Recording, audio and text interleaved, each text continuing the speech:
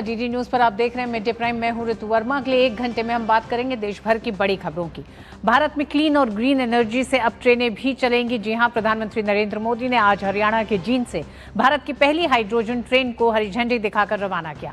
Hydrogen fuel cell train पर्यावरण संरक्षण और आधुनिक तकनीक का एक बेहतरीन उदाहरण है और आत्मनिर्भर भारत का संकल्प साकार करती हाइड्रोजन ट्रेन भारत की नवीकरणीय ऊर्जा में बड़ी उपलब्धि है। इस पर विस्तार से बात करेंगे। साथ ही अब से थोड़ी देर में प्रधानमंत्री मोदी चंडीगढ़ और पंजाब को देंगे विकास परियोजनाओं की सौगात। स्वास्थ्य, रेल और रोड कनेक्टिविटी से जुड़ी करोड़ों रुपए की विकास परियोजनाओं का करेंगे शुभारंभ। बताएंगे मॉनसून सत्र में किन विधेयकों और बिलों को लेकर सरकार का है फोकस, किस तरह का चल रहा है मंथन। इसी के साथ बताएंगे कि दुनिया भर में कौन कौन सी खबरों पर है सबकी नजर। लेकिन आइए शुरुआत करेंगे अभी तक की हेडलाइंस के साथ। आत्मनिर्भर भारत की दिशा में भारत का एक और कदम, देश को मिली पहली हाइड्रोजन ट्रेन। प्रधानमंत्री ने जींद सोनीपत के बीच चलने वाली ट्रेन को दिखाई हरी झंडी। हरियाणा में 14,700 करोड़ रुपए से अधिक की विकास परियोजनाओं का उद्घाटन और शिलान्यास।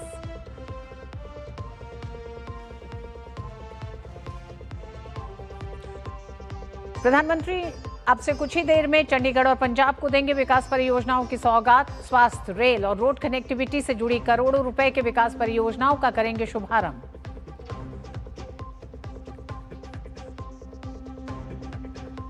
मॉनसून सत्र से पहले सियासी मंथन तेज। रक्षा मंत्री राजनाथ सिंह के नेतृत्व में मंत्रियों के समूह की अहम बैठक। कई अहम विधेयकों और बिलों पर सरकार का फोकस।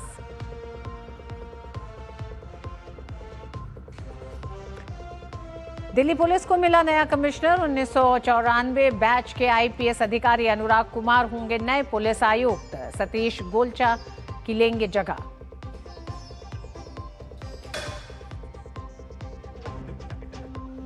और खाड़ी में महायुद्ध का खतरा। ईरान अमेरिका के बीच सैन्य टकराव और गहराया। लगातार छठी रात अमेरिका का ईरान पर बड़ा हमला। ईरान ने भी कुवैत और बहरीन में अमेरिकी सैन्य ठिकानों पर दागी मिसाइलें। ईरान ने हॉर्मुज से तेल निर्यात रोकने की दी चेतावनी।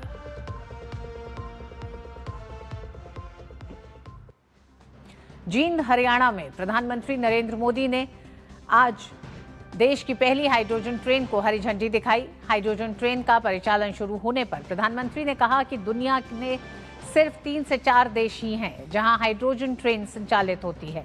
भारत में इसकी शुरुआत गर्व की बात है। आने वाले दिनों में रिसर्च नवोन्मेष के जरिए इसे और किफायती और सुलभ बनाया जाएगा। आज जींद से सोनीपत के बीच हाइड्रोजन ट्रेन चली है। अभी ये सफर 90 किलोमीटर का है, लेकिन भविष्य में इसका विस्तार होने की बहुत संभावनाएं हैं। अभी दुनिया के 3 या 4 देश ही हैं जिनके पास हाइड्रोजन ट्रेन चलाने का सामर्थ्य है। और जिन देशों में अभी ऐसी हाइड्रोजन ट्रेन भी चल भी रही है, वहां बहुत शुरुआती दौर में है। साथियों, जींद से सोनीपत को चलने वाली हाइड्रोजन ट्रेन दुनिया की सबसे ताकतवर हाइड्रोजन ट्रेन है। ये हाइड्रोजन ट्रेन 3200 हॉर्स पावर की है। 3200 हॉर्स पावर। और सबसे ताकतवर ही नहीं, भारत की हाइड्रोजन ट्रेन सबसे लंबी भी है। प्रधानमंत्री ने कहा कि 2014 से पहले रेलवे में डीजल इंजन का प्रयोग बहुत होता था। अगर वही स्थिति रहती तो अमेरिका ईरान संघर्ष और हॉर्मुज के बंद होने वाले इस संकट के दौरान रेलवे का परिचालन खतरे में होता। लेकिन बीते 12 सालों में मौजूदा केंद्र सरकार ने नई रेलवे लाइन बिछाने, दोहरीकरण करने और आधारभूत संरचना के विकास पर जोर दिया है। वहीं रेलवे के इलेक्ट्रिफिकेशन के लक्ष्य को भी सफलतापूर्वक हासिल किया गया है, जिसका परिणाम आज सभी के सामने है। 2014 से पहले अगर ये स्थिति आती तो आज हिंदुस्तान का रेलवे का काम पूरा का पूरा ठप पड़ा गया होता,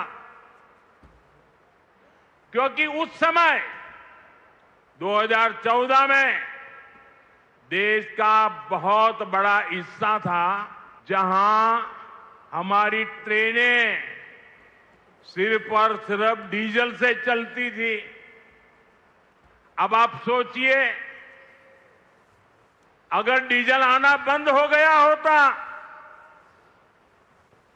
और डीजल से चलने वाली ट्रेनें कैसे चलती, देश कितने बड़े संकट में आ जाता। लेकिन साथियों, 2014 की स्थिति नहीं है ये मोदी है।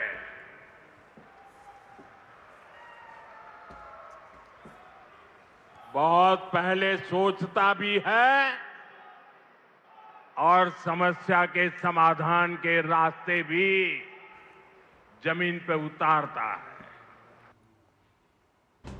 प्रधानमंत्री ने हरियाणा के लिए 14,700 करोड़ रुपए से अधिक की लागत वाली विकास परियोजनाओं का उद्घाटन और शिलान्यास किया, जिनमें सुलभ दिल्ली अमृतसर कटरा एक्सप्रेसवे पैकेज 1 से 5 शामिल है।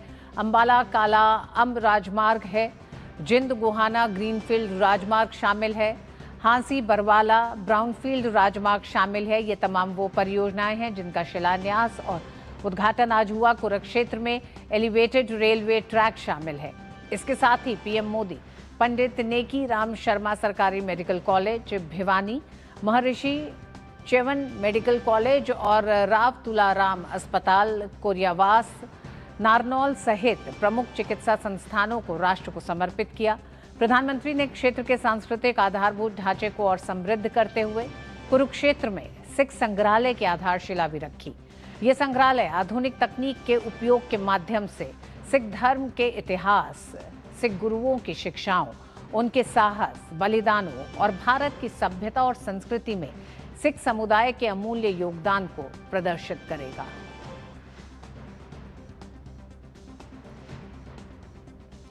पीएम मोदी ने प्रधानमंत्री आवास योजना ग्रामीण के कुछ लाभार्थियों को चाबी भी सौंपी।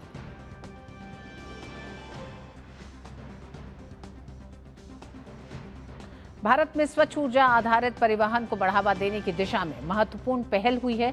भारत की पहली हाइड्रोजन ट्रेन स्वच्छ ऊर्जा से संचालित होने वाली और नवाचार पर आधारित है। रेल मंत्री अश्विनी वैष्णव ने सोशल मीडिया प्लेटफॉर्म एक्स पर वीडियो साझा किया, जो रेलवे और ट्रेनों की विकास यात्रा की कहानी कह रहा है। जरा सोचिए, एक समय था जब ट्रेनें स्टीम इंजन से चलती थी, फिर आया डीजल, उसके बाद इलेक्ट्रिक ट्रेन्स ने इंडियन रेलवेज को नई रफ्तार दी, फिर आई भारत की semi high speed Vande Bharat trains, और अब एक ऐसी ट्रेन जो डीजल से नहीं चलती, धुआं नहीं छोड़ती, बल्कि खुद इलेक्ट्रिसिटी बनाती है। सुनने में भविष्य की टेक्नोलॉजी लगती है, लेकिन अब यह हकीकत है। भारत में विकसित हाइड्रोजन फ्यूल सेल ट्रेन प्रधानमंत्री श्री नरेंद्र मोदी जी के नेतृत्व में रेलवे मॉडर्नाइजेशन, क्लीन एनर्जी और कार्बन एमिशंस कम करने के विजन को आगे बढ़ाते हुए इंडियन रेलवेज ने भविष्य की रेल टेक्नोलॉजी की दिशा में एक बड़ा कदम बढ़ाया है। आज दुनिया के कुछ ही देशों के पास हाइड्रोजन ट्रेन टेक्नोलॉजी है। ऐसे में भारत ने इस टेक्नोलॉजी को स्वदेशी रूप से डेवलप किया है। 10 कोचेस के साथ यह दुनिया की सबसे बड़ी हाइड्रोजन पैसेंजर ट्रेन है। यह सिर्फ एक ट्रेन नहीं, बल्कि भारतीय रेलवे की इंजीनियरिंग, इनोवेशन और मेक इन इंडिया की ताकत का प्रतीक है। लेकिन सवाल यह है कि यह ट्रेन चलती कैसे है। आइए समझते हैं इस टेक्नोलॉजी को। इस ट्रेन में फ्यूल सेल टेक्नोलॉजी का इस्तेमाल किया गया है। फ्यूल सेल के अंदर हाइड्रोजन और हवा में मौजूद ऑक्सीजन एक इलेक्ट्रोकेमिकल प्रोसेस के जरिए रिएक्ट करते हैं। इस प्रोसेस से इलेक्ट्रिसिटी बनती है और यही इलेक्ट्रिसिटी ट्रेन के मोटर्स को चलाती है। इस पूरी प्रक्रिया में कोई डायरेक्ट कार्बन एमिशन नहीं होता। बाय प्रोडक्ट के रूप में सिर्फ वाटर वेपर और हीट निकलती है। यही वजह है कि हाइड्रोजन फ्यूल सेल टेक्नोलॉजी को दुनिया में एनर्जी प्रोडक्शन के सबसे क्लीन तरीकों में से एक माना जाता है। फ्यूल सेल लगातार इलेक्ट्रिसिटी बनाता रहता है। जब पावर की जरूरत कम होती है तो एक्स्ट्रा इलेक्ट्रिसिटी बैटरी में स्टोर हो जाती है, और जब ज्यादा पावर चाहिए होती है तो फ्यूल सेल और बैटरी मिलकर ट्रेन को चलाते हैं। यही हाइब्रिड पावर सिस्टम इस ट्रेन को ज्यादा एफिशिएंट बनाता है। अब बात करते हैं इसकी सेफ्टी की। हाइड्रोजन एक कलरलेस और ओडरलेस गैस है, इसीलिए इंडियन रेलवेज ने इसकी सेफ्टी पर बेहद बारीकी से काम किया है। वैज्ञानिक रूप से हाइड्रोजन 4% से 75% कॉन्सेंट्रेशन के बीच ही इन्फ्लेमेबल होती है, लेकिन इंडियन रेलवेज ने सेफ्टी मार्जिन इससे भी आगे रखा है। अगर सिस्टम में सिर्फ 0.25% हाइड्रोजन लीकेज भी डिटेक्ट होती है तो पूरा हाइड्रोजन सिस्टम अपने आप शट डाउन हो जाता है। इसके अलावा continuous ventilation system, hydrogen leak detectors, smoke detectors, heat detectors, flame detectors और ऑटोमेटिक शटडाउन सिस्टम जैसी कई एडवांस सेफ्टी लेयर्स इसमें दी गई हैं। अगर किसी कारण से हाइड्रोजन सिस्टम बंद भी हो जाए तो बैटरी ट्रेन को कुछ समय तक सुरक्षित स्थान तक ले जा सकती है। नेशनल ग्रीन हाइड्रोजन मिशन को आगे बढ़ाती है ये हाइड्रोजन फ्यूल सेल ट्रेन सिर्फ एक नई टेक्नोलॉजी नहीं है, ये विकसित भारत की उस सोच का प्रतीक है जहां इंडियन रेलवेज सिर्फ भविष्य की रेल टेक्नोलॉजीज अपना नहीं रही, बल्कि उन्हें भारत में विकसित करके दुनिया के सामने एक नई मिसाल भी पेश कर रही हैं।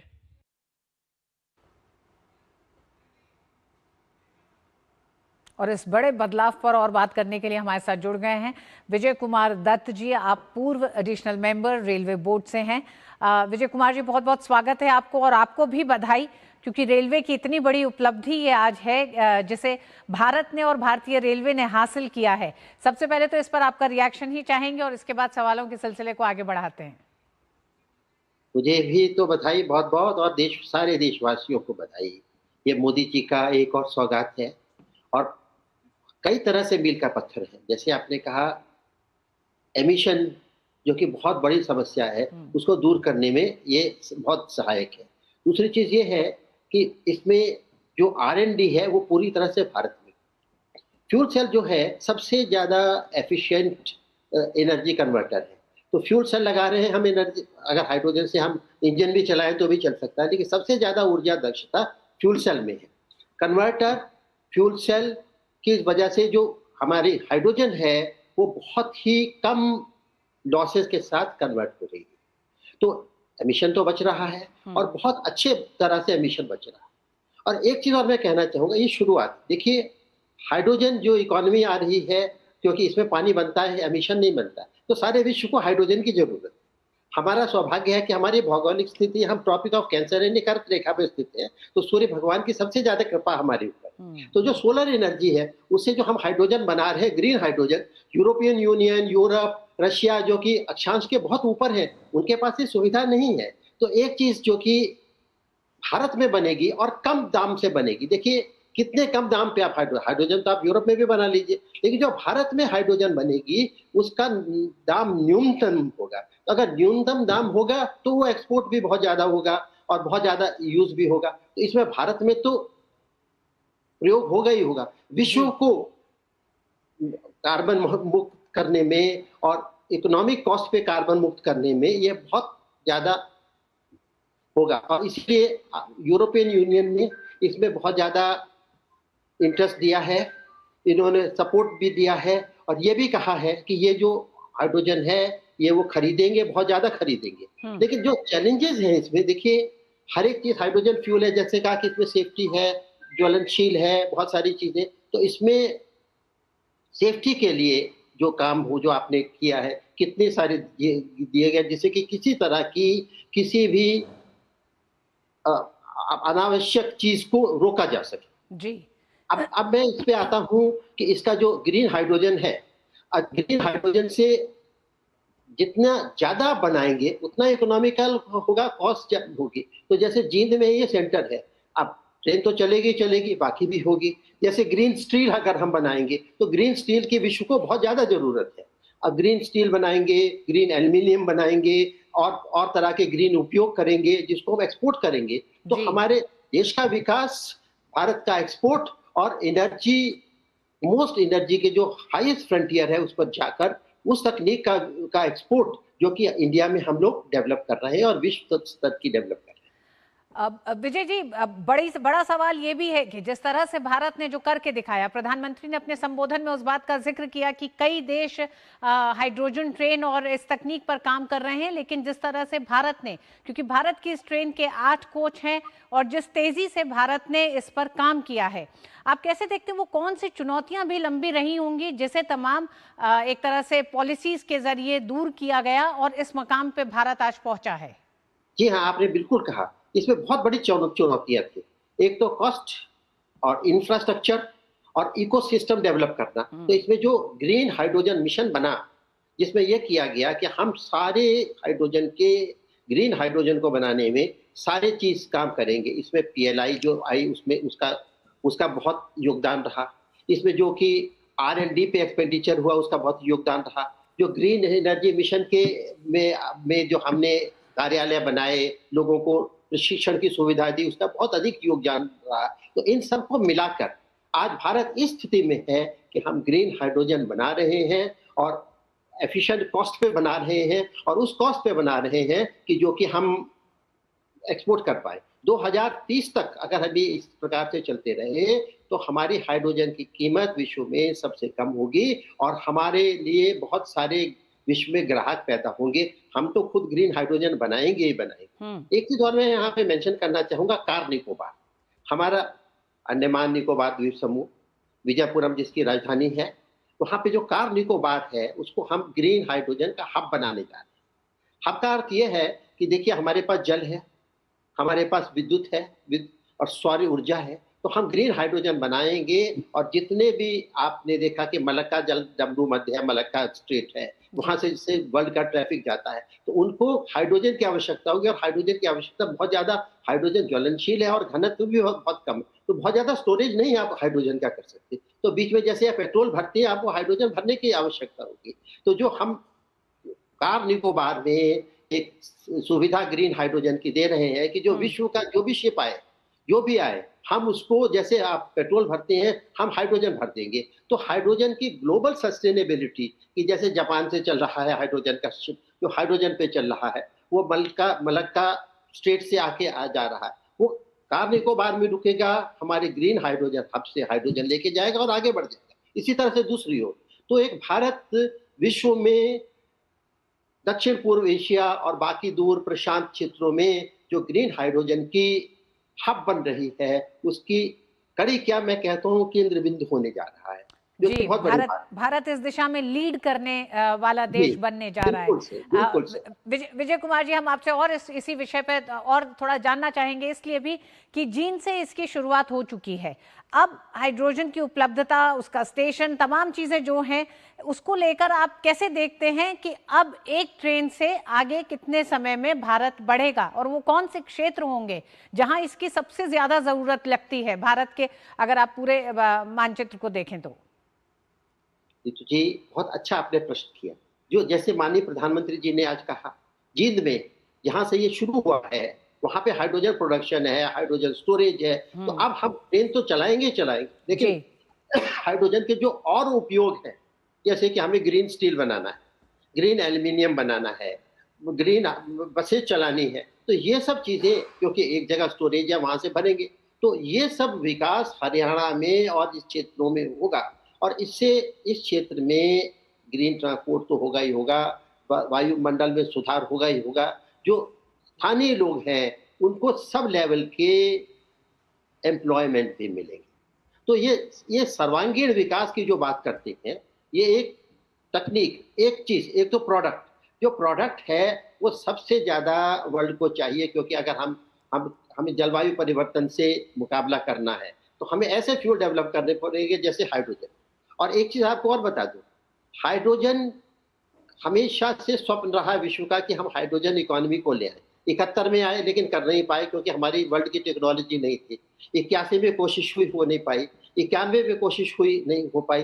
2004 में कोशिश हुई, लेकिन आज की तारीख में क्योंकि आज हम कन्वर्टर जो इक्विपमेंट है, इन्वर्टर है, जो हम बना पा रहे हैं, हम ऐसी कॉस्ट पे बना पा रहे हैं और ऐसे कि जो कि हमें $3 या $4 में हमारी ग्रीन हाइड्रोजन बन जाए, आज हम उसको पार कर उस तक पहुंच गए हैं।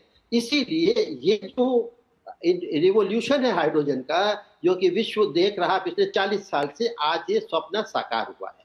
और इसमें एक सबसे बड़ी बात है, जो हमारे जलवायु परिवर्तन के खिलाफ विश्व की लड़ाई है, इसमें भारत अग्रणी है। आपको देखिए, सोलर मिशन का भारत नेता है, सोलर से हाइड्रोजन बनती है, तो ये सब कड़ियां जुड़ी हुई हैं। इसमें भारत की विश्व में क्लाइमेट चेंज में हमारे देश, जो मोदी जी कहते हैं सर्वे भवन्तु सुखिनः सर्वे सन्तु निरामया, जो भारत की अप्रोच है, हम भी बढ़े और हमारे साथ जो ग्लोबल साउथ है, जो जो विश्व में जो कि जिनको आवश्यकता है, उनको भी हम साथ लेके चले, वो सपना भी बहुत ज्यादा पूरा हो। जी, अब विजय कुमार जी, एकदम अंत में सर आपसे जानना चाहूंगी कि भारत की इतनी बड़ी उपलब्धि, आपने गिनाया कि कितने लंबे समय से भारत इस तरह के परिवर्तन की कोशिश करता रहा है 1971 से, लेकिन संभव हुआ 2026 में जाके। प्रधानमंत्री ने जिक्र किया कि पिछले 12 सालों में जो बड़े परिवर्तन रेलवे के क्षेत्र में हुए हैं, चाहे वो विद्युतीकरण का हो या अन्य मोर्चों पर हो, क्या आप ये मानते हैं कि 12 साल में रेलवे की दिशा, रेलवे की तस्वीर पूरी तरह बदली है और उसका एक बड़ा पड़ाव, बड़ा मील का पत्थर आज हाइड्रोजन ट्रेन के रूप में भी सामने आया है?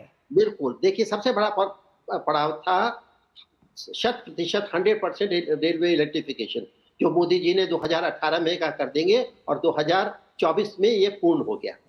दूसरा पड़ाव ये है कि अब उसको जहां पे हाइड्रोजन का उपयोग है, हम हाइड्रोजन का उपयोग करें, जिससे हाइड्रोजन का उपयोग बढ़ाएं, जिससे और क्षेत्रों में भी हाइड्रोजन का उपयोग हो सके और हाइड्रोजन का उपयोग जो है वायबल हो सके। और अगर हम वायबल हाइड्रोजन का उपयोग करेंगे, तो जो हाइड्रोजन के प्रोडक्ट बनेंगे, जो कि आप सर्टिफिकेशन आ रहा विश्व में, कह रहे हैं कि जो देश है वो इतनी चीजें बनाएगा जो कि जलवायु के अनुकूल हो। तो ये जो देश है जिनके पास ये सोलर एनर्जी नहीं है, जो नहीं बना पा रहे हैं, वो उनको इंडिया, भारत से खरीदना होगा। और ये जो नियम यूरोपियन यूनियन के आ रहे हैं, यदि आप अपने आप नहीं कर सकते हैं, तो इतने प्रोडक्ट जो कि ग्रीन एनर्जी से बने उसको खरीदिए, तो उसमें भारत एक बहुत बड़ा वेंडर होगा। एक चीज और मैं कहना चाहूंगा, जब ऑयल आया था तो अरब में, जहां पे ऑयल के देश थे, उनका अग्रणी हो गए। आज हाइड्रोजन रिवोल्यूशन, क्रांति आ रही है, तो ये भारत के लिए अवसर है, क्योंकि हमारे पास तकनीक है, हमारे पास सोलर एनर्जी है, हम ट्रॉपिक ऑफ कैंसर में हैं, भौगोलिक परिस्थिति भी है, और हमारे जो युवक हैं वो इतने प्रशिक्षित हैं और लालायित है कि इस काम को आगे बढ़ाएंगे। तो इससे अच्छा अवसर कुछ हो नहीं सकता। बिल्कुल विजय जी, हाइड्रोजन ट्रेन भी इंजीनियरिंग, इनोवेशन और आत्मनिर्भर भारत का एक जीता जागता सबूत, एक बड़ा उदाहरण है। दुनिया के सामने भारत ने दिखाया है कि किस तरह से भारत ग्रीन एनर्जी की तरफ तेजी से काम कर रहा है, और जिस तरह से आपने अपने पूरे इस चर्चा में बताया कि भारत आने वाले समय में इस दिशा में नेतृत्व करने वाला देश बनने जा रहा है। बहुत बहुत धन्यवाद विजय सर जी, हमारे साथ जुड़ने के लिए इस पूरे विषय पे। धन्यवाद, बहुत बहुत। और आइए अब बात करते हैं देश के स्वास्थ्य, शिक्षा और आधुनिक कनेक्टिविटी को नई रफ्तार देने के लिए प्रधानमंत्री नरेंद्र मोदी अब से थोड़ी ही देर में चंडीगढ़ में 4,700 करोड़ रुपए से अधिक की विकास परियोजनाओं की सौगात देंगे। स्वास्थ्य सेवाओं से लेकर शिक्षा और सड़क अवसंरचना तक कई बड़ी परियोजनाओं का उद्घाटन और शिलान्यास किया जाएगा। सबसे पहले प्रधानमंत्री PGIMER में advanced mother and child centre और एडवांस्ड न्यूरोसाइंसेज सेंटर का उद्घाटन करेंगे। आधुनिक सुविधाओं से लैस ये दोनों केंद्र क्षेत्र में स्वास्थ्य सेवाओं को नई मजबूती देंगे। इसके साथ ही प्रधानमंत्री आयुष्मान भारत स्वास्थ्य अवसंरचना मिशन के तहत 150 बिस्तरों वाले आधुनिक क्रिटिकल केयर ब्लॉक की आधारशिला भी रखेंगे, जिससे आपातकालीन स्वास्थ्य सेवाओं और आपदा प्रबंधन क्षमता को मजबूती मिलेगी। प्रधानमंत्री चंडीगढ़ में शैक्षणिक संस्थानों से संबंधित कई बुनियादी ढांचा परियोजनाओं का उद्घाटन और शिलान्यास करेंगे। इनमें पंजाब इंजीनियरिंग कॉलेज में कुरुक्षेत्र बॉयज हॉस्टल और मेस शामिल है। सेक्टर 46 स्थित गवर्नमेंट कॉलेज में हॉस्टल ब्लॉक और पंजाब इंजीनियरिंग कॉलेज में रिसर्च स्कॉलर्स हॉस्टल का शिलान्यास शामिल है। इन सुविधाओं से शैक्षणिक बुनियादी ढांचे को मजबूती मिलेगी, छात्रों और शोधकर्ताओं के लिए आवासीय सुविधाओं में सुधार होगा और उच्च शिक्षा के लिए बेहतर वातावरण बनेगा। इसी के साथ प्रधानमंत्री नरेंद्र मोदी क्षेत्र में आवाजाही को बेहतर बनाने के उद्देश्य से शुरू की गई प्रमुख सड़क अवसंरचना परियोजनाओं का उद्घाटन और शिलान्यास करेंगे। पीएम मोदी मोहाली जिले में IT सिटी से कुराली तक बनने वाले 6 लेन के ग्रीनफील्ड राजमार्ग का उद्घाटन करेंगे। ये राजमार्ग मोहाली, खरार और कुराली के बीच यात्रा का समय कम करेगा और पंजाब, हरियाणा, हिमाचल प्रदेश और जम्मू कश्मीर के बीच बेहतर कनेक्टिविटी देगा। प्रधानमंत्री अंबाला चंडीगढ़ ग्रीनफील्ड राजमार्ग NH 205A के PR 7 स्पर की आधारशिला भी रखेंगे। ये 10 किलोमीटर से ज्यादा लंबा ग्रीनफील्ड कॉरिडोर है जो लंबी दूरी के यातायात को जीरकपुर के शहरी इलाकों से गुजरे बिना निकलने में मदद करेगा और जीरकपुर बाईपास को सीधे चंडीगढ़ के एरोसिटी से जोड़ेगा।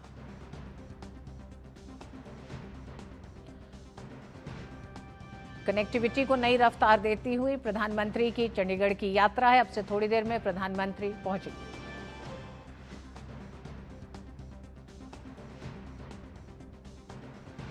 वहीं पंजाब में रेल और सड़क संपर्क को नई गति देने के लिए प्रधानमंत्री नरेंद्र मोदी आज जालंधर से 5,470 करोड़ रुपए से अधिक की विकास परियोजनाओं की सौगात देंगे। रेल नेटवर्क के विस्तार से लेकर आधुनिक रेलवे स्टेशनों और राष्ट्रीय राजमार्ग परियोजनाओं तक कई अहम परियोजनाओं का उद्घाटन और शिलान्यास किया जाएगा। प्रधानमंत्री नरेंद्र मोदी अमृत भारत स्टेशन योजना के अंतर्गत जालंधर कैंट सहित 75 पुनर्विकसित रेलवे स्टेशनों का उद्घाटन करेंगे। 20 राज्यों में फैले 75 अमृत स्टेशनों का उद्घाटन अमृत भारत स्टेशन योजना के अंतर्गत एक और महत्वपूर्ण उपलब्धि है, जो विश्व के सबसे बड़े स्टेशन पुनर्निर्माण कार्यक्रमों में से एक है। लगभग 1517 करोड़ रुपए की लागत से विकसित इन स्टेशनों का आधुनिक और यात्री सुविधाओं के साथ इसे बदला गया है। प्रधानमंत्री करतौली अंबाला रेल सेवा को भी हरी झंडी दिखाकर रवाना करेंगे, जिससे पंजाब, हरियाणा और हिमाचल प्रदेश में कनेक्टिविटी बेहतर होगी। प्रधानमंत्री अमृतसर छेहटी वाराणसी रेल सेवा को भी हरी झंडी दिखाएंगे, जिससे भारत के 2 सबसे प्रतिष्ठित आध्यात्मिक और सांस्कृतिक केंद्रों के बीच सीधा रेल संपर्क स्थापित होगा। पीएम पंजाब में सड़क संरचना को और मजबूत करने के लिए 3,070 करोड़ रुपए से अधिक की लागत वाली राष्ट्रीय राजमार्ग परियोजनाओं का उद्घाटन और शिलान्यास आधारशिला रखेंगे। पीएम मोदी 4 लेन वाले नए दिल्ली अमृतसर कटरा एक्सप्रेसवे के 30 किलोमीटर लंबे पैकेज 6 का उद्घाटन करेंगे। इसके साथ ही प्रधानमंत्री 25 किलोमीटर लंबे 6 लेन वाले ग्रीनफील्ड दक्षिणी लुधियाना बाईपास के विकास की भी आधारशिला रखेंगे। इस परियोजना से लुधियाना और भटिंडा के बीच यात्रा की दूरी और समय कम होगा। साथ ही अन्य प्रमुख आर्थिक केंद्रों से भी बेहतर संपर्क स्थापित होगा।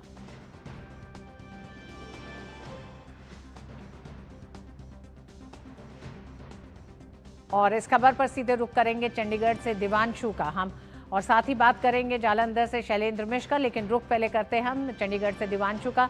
दिवांशु, सबसे पहले आप ही से जानना चाहेंगे, आपके पीछे भीड़ दिखाई दे रही है, प्रधानमंत्री का इंतजार किया जा रहा है। कई ऐसी बड़ी परियोजनाएं हैं चंडीगढ़ को जो स्वास्थ्य से जुड़ी है, सड़क से, कनेक्टिविटी से, तो किस तरह से इंतजार हो रहा है और क्या तस्वीर बदलेगी रफ्तार की? देखिए बिल्कुल ऋतु जी, अब से कुछ ही देर बाद प्रधानमंत्री नरेंद्र मोदी चंडीगढ़ पहुंचने वाले हैं और बड़ी संख्या में लोग प्रधानमंत्री को सुनने यहां पर पहुंचे हैं, उनका इंतजार कर रहे हैं। मेरे पीछे जिस तरह से आप देख सकते हैं कि बड़ी संख्या में लोग प्रधानमंत्री को सुनने आए हैं, उनको देखने आए हैं और विकसित भारत 2047 के इस महायज्ञ में आहुति डालने आए हैं। आपने जिक्र किया परियोजनाओं का, तो चंडीगढ़ में करीब 4700 करोड़ की ऐसी परियोजनाएं हैं जिनका प्रधानमंत्री नरेंद्र मोदी या तो उद्घाटन करेंगे या फिर उसका शिलान्यास करेंगे। और किसी भी विकसित देश के लिए उसकी जो बुनियाद होती है वो स्वास्थ्य व्यवस्था होती है, वो शिक्षा व्यवस्था होती है और इसके अलावा उसकी रोड कनेक्टिविटी होती है। और इन्हीं तीनों सेक्टर्स पर बेहद खास ख्याल रखा जा रहा है और प्रधानमंत्री नरेंद्र मोदी के नेतृत्व में इन तीनों ही सेक्टर्स में बेहतरी के लिए जो है वो काम किए जा रहे हैं। चंडीगढ़ के अगर हम 4700 करोड़ की परियोजनाओं के बारे में बात करें तो सबसे इंपॉर्टेंट जो परियोजना है वो पीजीआई चंडीगढ़ में है। करीब 1200 करोड़ की लागत से से पीजीआई चंडीगढ़ में 3 ऐसे प्रोजेक्ट्स हैं जिनमें से 2 प्रोजेक्ट पूरी तरीके से तैयार हो चुके हैं और एक प्रोजेक्ट पर काम शुरू होगा जब आज प्रधानमंत्री उसका शिलान्यास कर देंगे। सबसे इंपॉर्टेंट बात मैं आपको बताना चाहूंगा कि मदर एंड केयर चाइल्ड जो सेंटर है वो पीजीआई चंडीगढ़ में बनकर तैयार है, एक आधुनिक बिल्डिंग बनकर तैयार है, उसका प्रधानमंत्री उद्घाटन करेंगे। और कहीं ना कहीं काफी लंबे समय से पीजीआई चंडीगढ़ में mother and care child centre का जो है उसकी जरूरत समझी जा रही थी, जिसके बाद एक अत्याधुनिक बिल्डिंग तैयार की गई। और इस सेंटर को बनाने का मकसद यह है कि जो माता और नवजात शिशु है इन दोनों को ही एक छत के नीचे ही बेहतर उपचार दिया जाए, उनका इलाज किया जाए। इसके अलावा पीजीआई चंडीगढ़ में एक न्यूरो साइंसेज सेंटर बनाया गया है जिसमें न्यूरो सर्जरी और न्यूरो केयर ये तमाम जितना उपचार होता है वो एक छत के नीचे देने की कोशिश है। इसके अलावा तीसरा जो इंपॉर्टेंट है वो क्रिटिकल केयर सेंटर जो है वो पीजीआई चंडीगढ़ में अब बनना शुरू हो जाएगा जब आज प्रधानमंत्री इसका शिलान्यास कर देंगे। तो 1200 करोड़ के ये 3 इंपॉर्टेंट प्रोजेक्ट्स जो हैं वो पीजीआई चंडीगढ़ में उसकी सौगात लोगों को मिलने जा रही है। इसके अलावा अगर हम शिक्षा की बात करें तो इस वक्त जिस कॉलेज में इस वक्त हम मौजूद हैं पंजाब इंजीनियरिंग कॉलेज है, यहाँ पर शोधकर्ताओं के लिए और इसके अलावा जो छात्र हैं उनके लिए हॉस्टल बनाया गया है। बेहद खूबसूरत ये बिल्डिंग बनाई गई है जिसका आज प्रधानमंत्री छात्रों को सौंपेंगे। इसके अलावा रोड इंफ्रास्ट्रक्चर की बात करें तो हमेशा प्रधानमंत्री की कोशिश रहती है कि जो राज्य हैं उनको कनेक्टिविटी बेहतर दी जाए और यही वजह है कि जम्मू कश्मीर, पंजाब, हरियाणा, हिमाचल इन सभी राज्यों को जोड़ने के लिए रोड इंफ्रास्ट्रक्चर पर बेहतरी से जो है काम किया जा रहा है और इस परियोजना में वो भी शामिल हैं। तो अब बस इंतजार है प्रधानमंत्री नरेंद्र मोदी का और अब से कुछ ही देर बाद प्रधानमंत्री यहां पर पहुंचेंगे और लोगों को संबोधित करेंगे और यही वजह है कि बड़ी संख्या में जो लोग हैं यहां पर उनको सुनने के लिए पहुंच चुके हैं। जी दिव्यांशु, आप बने रहे हमारे साथ। जालंधर से हमारे साथ शैलेंद्र मिश्र भी जुड़ गए हैं। शैलेंद्र, जालंधर में किस तरह से लोगों को इंतजार है, क्योंकि आज का दिन पूरे तरीके से तमाम योजनाओं परियोजनाओं का तो है, एक बड़े रेलवे के क्षेत्र में एक बड़े मील का पत्थर का दिन है, एक बड़ी उपलब्धि भारत के लिए और इसी उपलब्धि के सिलसिले से जिस तरह से सारे कार्यक्रम हैं, कनेक्टिविटी फोकस रहा है। जालंधर भी प्रधानमंत्री अब से और थोड़ी देर के बाद पहुंचेंगे चंडीगढ़ के बाद। निश्चित तौर पर प्रधानमंत्री नरेंद्र मोदी जालंधर पहुंचेंगे और यहाँ जनता को संबोधित भी करेंगे। हम देख रहे हैं कि अब जो जालंधर और उसके आसपास के लोग हैं वो प्रधानमंत्री नरेंद्र मोदी को सुनने यहाँ पर पहुंचने लगे हैं।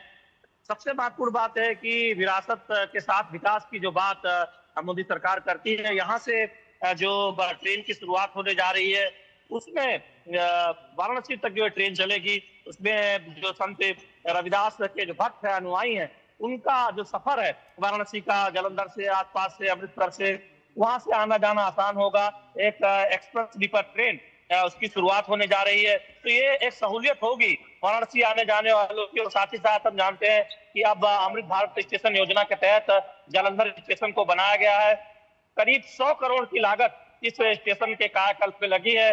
आधुनिक सुख सुविधाएं यहाँ पर मौजूद हैं और एक तरह से पूरे स्टेशन का कायाकल्प कर दिया गया। और पंजाब में ऐसे 4 स्टेशन को आज लोकार्पण, उसका शिलान्यास प्रधानमंत्री नरेंद्र मोदी करेंगे।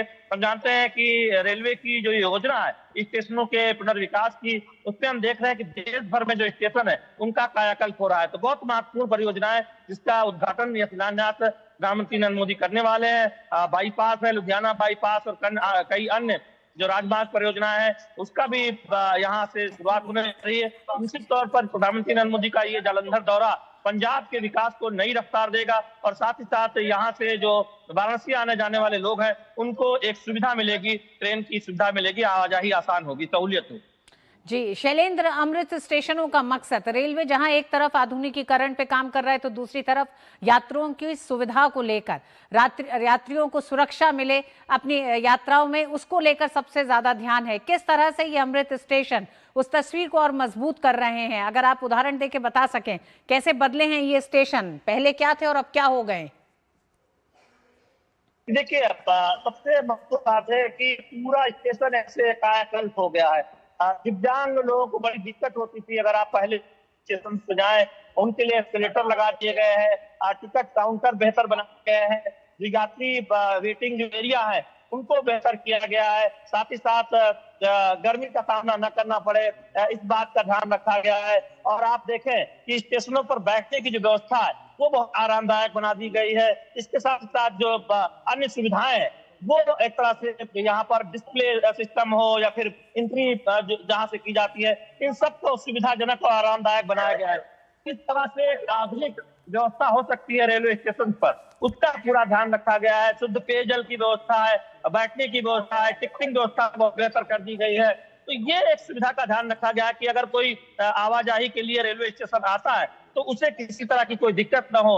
इस स्टेशन के आसपास आप देखें सुविधाजनक एक पूरा परिसर आने जाने का है, कॉरिडोर है और पूरी व्यवस्था ऐसी है कि ऐसा लगता है जैसे आप एयरपोर्ट पर आ गए हैं। सहायता केंद्र बनाए गए हैं, यानी किसी भी यात्री को कोई दिक्कत न हो, कोई जानकारी अगर लेनी हो उसके लिए भी एक सहायता यहाँ पर केंद्र बनाया गया। इस तरह की आधुनिक सुविधाएं हैं। कलाकृति आप देखेंगे जो पंजाब की संस्कृति को दिखाता है। ऐसा लगता है कि आप रेलवे स्टेशन पर नहीं किसी एयरपोर्ट पर आ गए।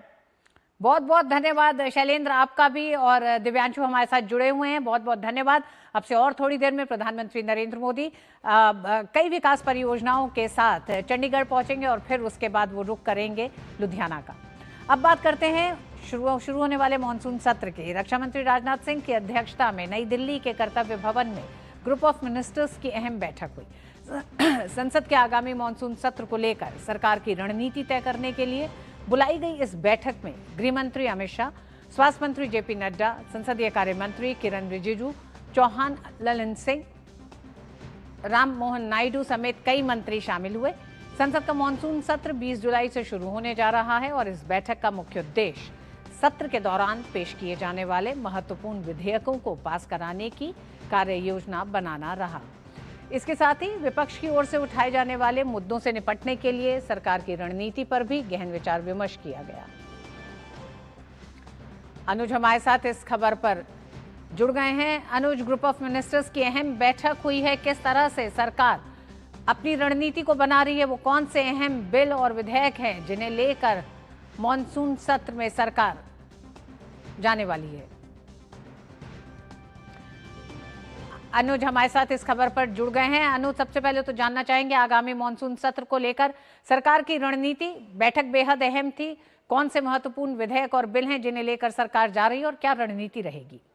देखिए, सबसे बड़ी बात यही है क्योंकि मानसून का जो ये सत्र शुरू होगा अगले हफ्ते से 20 जुलाई से, इसमें सरकार ने जो अपना एजेंडा ऋतु तय किया है उस एजेंडे पे अपने सहयोगी दलों के साथ जो है किस तरीके से आगे बढ़ा जाएगा, इस पे पूरी रणनीति की है। हालांकि ये एक मंत्री समूह की बैठक थी, लेकिन इसमें जो अलग अलग जो सहयोगी दल हैं राजग के वो भी इसमें शामिल थे। और एक तरीके से सबसे बड़ी बात है कि अपने सहयोगी दलों को ये भरोसा भी दिलाना कि किस तरीके से सरकार आगे जनता से जुड़े हितों के मुद्दों को लेकर या नए नए विधेयकों को लेकर सदन में आएगी, उस पर एक रणनीति बनाने की इस बैठक के माध्यम से ये तैयारी थी। और दूसरी सबसे बड़ी बात जो आपने कही, निश्चित तौर पर कई महत्वपूर्ण विधेयक हैं जो एजेंडे के तहत हैं, लेकिन कुछ ऐसी भी चर्चाएं हैं ऋतु जिसमें जो संशोधन विधेयक 130वां है उसकी भी चर्चाएं चल रही हैं कि वो इस मानसून सत्र के अंदर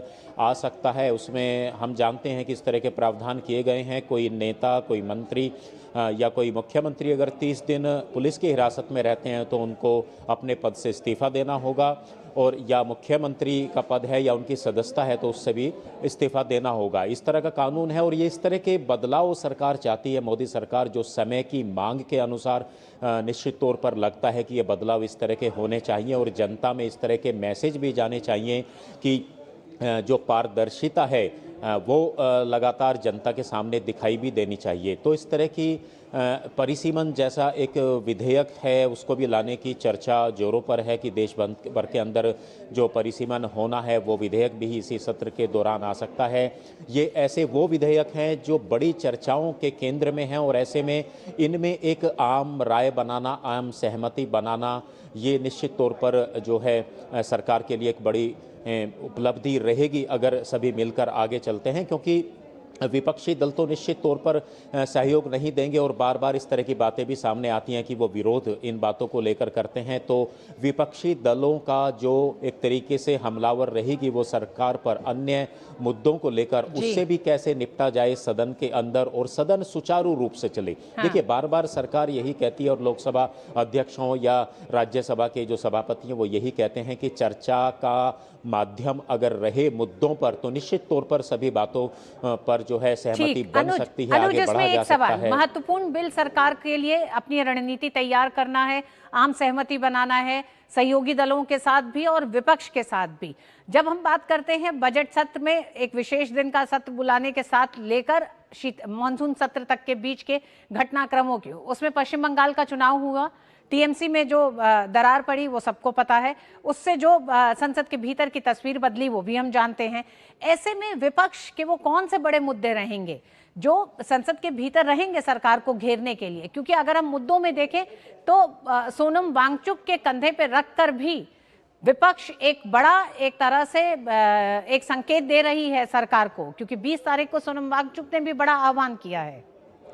देखिए, कई बार विपक्षी दलों को देखकर तो ऋतु ऐसा लगता है कि शायद उनके पास तो अपने कोई मुद्दे नहीं हैं, लेकिन दूसरे मुद्दों के माध्यम से वो सरकार को घेरने की कोशिश करते हैं। और यही एक ऐसा ही मुद्दा है जिसमें सोनम वांगचुक जंतर मंतर पर प्रदर्शन कर रहे हैं। और जो एक नई पार्टी है, हम पार्टी उसको कह भी नहीं सकते हैं क्योंकि उसको किसी तरीके से उसका रजिस्ट्रेशन भी नहीं है, लेकिन एक पार्टी के नाम पर जो वहाँ पर प्रदर्शन चल रहा है, वहीं हमने देखा कि पिछले दिनों समाजवादी पार्टी के नेता, कांग्रेस के नेता वहां पर जा रहे हैं। हालांकि वह मुद्दा क्या है, इस मुद्दे को समझने की जरूरत है। नीट पेपर लीक से जुड़ा वो मामला है। नीट की परीक्षा को सरकार ने कैंसिल भी किया गया, उसमें जांच भी की गई और दूसरी सबसे बड़ी बात है कि उसको सफलतापूर्वक दोबारा उसको आयोजित भी करा दिया है। तो ये एक सबसे बड़ी बात है कि जिस मुद्दे को लेकर अब वो चल रहे हैं विपक्षी दल, वो मुद्दा ही खत्म हो चुका है। तो इसी तरीके से कई मुद्दों को लेकर कांग्रेस सहित अन्य विपक्षी दल सरकार को घेरने की कोशिश तो करेंगे, लेकिन सबसे बड़ी बात यही है कि उन मुद्दों में आखिर कितना दम है। और जो राजनीतिक परिदृश्य लगातार देश भर के अंदर बदला है वो सभी जानते हैं। विपक्षी दलों का क्या हाल है सभी जानते हैं। पश्चिम बंगाल में बीजेपी की सरकार बनने के बाद टीएमसी का क्या हाल हुआ ये सभी जानते हैं। ऐसे में राजग जो है वो तो लगातार बढ़ता जा रहा है और विपक्षी दलों की टूट और फूट और लगातार जो आपसी मतभेद उन पार्टियों के बीच में है, विपक्ष के बीच में है, वो भी देश की जनता के सामने है। बिल्कुल, तो पिछले कुछ दिनों के बदले हुए घटनाक्रम मॉनसून सत्र को दिलचस्प बनाने जा रहे हैं। अनुज, बहुत बहुत धन्यवाद। राजनीति से भरा हुआ होगा मॉनसून सत्र। धन्यवाद अनुज पूरी जानकारी के लिए। और अब बात पश्चिम एशिया में तनाव की। पश्चिम एशिया में तनाव एक बार फिर बढ़ गया है क्योंकि ईरान के रिवोल्यूशनरी गार्ड्स ने दावा किया है कि उसने अमेरिका के सैन्य ठिकानों को निशाना बनाया है। ये कार्रवाई ईरान पर अमेरिकी हमलों के जवाब में की गई बताई जा रही है। वहीं अमेरिका ने भी ईरान के कई सैन्य ठिकानों पर नए हमलों की पुष्टि की है। ईरान के Islamic revolutionary guard of corps यानी IRGC ने दावा किया है कि उसने कुवैत स्थित अमेरिकी सैन्य ठिकाने पर हमला किया है। ईरानी मीडिया के मुताबिक इस हमले में मिसाइल डिफेंस रडार, हथियार भंडार और हिमार्स रॉकेट सिस्टम को निशाना बनाया गया है। ईरान का कहना है कि यह कार्रवाई अमेरिका की ओर से ईरानी बुनियादी ढांचे पर किए गए हमलों के जवाब में की गई है। IRGC ने चेतावनी दी है कि अगर अमेरिकी हमले जारी रहे तो उसकी जवाबी कार्रवाई भी जारी रहेगी। इस बीच अमेरिका ने भी ईरान पर अपने नए हमलों की जानकारी दी है। अमेरिकी सेंट्रल कमांड के अनुसार अमेरिकी लड़ाकू विमानों, ड्रोन और युद्धपोतों ने ईरान के कई सैन्य ठिकानों को निशाना बनाया है। इनमें तटीय निगरानी केंद्र, एयर डिफेंस सिस्टम, सैन्य लॉजिस्टिक्स और समुद्री क्षमताओं से जुड़े ठिकाने शामिल हैं। ईरान ने यह भी दावा किया है कि उसने बहरीन और कुवैत में मौजूद अमेरिकी ठिकानों पर हमले किए हैं। वहीं जॉर्डन ने कहा है कि उसने अपनी सीमा की ओर आ रही 3 ईरानी मिसाइलों को रोक दिया। तनाव का सबसे बड़ा असर दुनिया के सबसे अहम तेल मार्गों में से एक हॉर्मुज, स्ट्रेट ऑफ हॉर्मुज पर पड़ा है। ईरान ने कहा है कि जब तक अमेरिकी हमले जारी रहेंगे तब तक इस रास्ते में तेल और गैस का निर्यात रोक दिया जाएगा। इससे वैश्विक ऊर्जा बाजारों में चिंता बढ़ गई है और तेल कीमतों पर दबाव बढ़ने की आशंका है। ईरान के दक्षिणी शहर बंदर खमीर में अमेरिकी हमलों में 7 लोगों की मौत होने की खबर ईरानी सरकारी मीडिया ने दी है। ईरान और अमेरिका के बीच बढ़ता सैन्य टकराव अब पूरे खाड़ी क्षेत्र के लिए चिंता का विषय बन गया है। दुनिया की नजरें इस बात पर हैं कि आने वाले दिनों में दोनों देश बातचीत का रास्ता चुनते हैं या संघर्ष और बढ़ता है।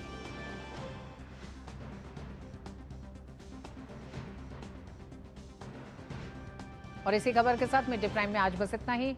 मुझे दीजिए अनुमति। नमस्कार।